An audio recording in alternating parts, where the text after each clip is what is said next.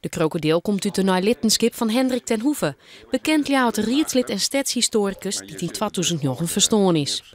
De kop is van de onechte gaviaal, dat in de verhaal nog maar 2500 van binnen. Het museum is er vooral wiesmaai om het verhaal dat erbij het.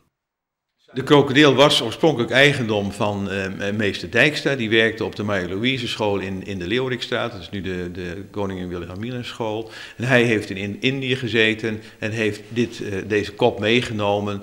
En hij gebruikte hem in de klas om kinderen die zich misdroegen, althans in zijn opzicht, om die gevoelig te straffen. Want wat deed hij? Hij tilde even die bek op, dan moest het kindje naar voren komen. Het zal vaak een jongetje geweest zijn en moest dan even de hand daartussenin doen. En dan drukte meester Dijkstra even stevig die tanden in dat vel. En dat voelde je donders goed, want het zijn hele scherpe tanden.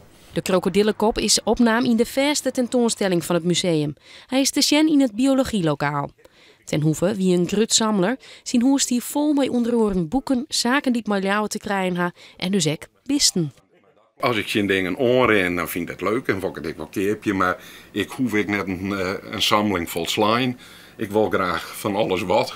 Het museum had van de widow van Ten Hoeve ook nog een opzette goudhoelen kregen en verder een fazantenkop en een slang op sterk wetter.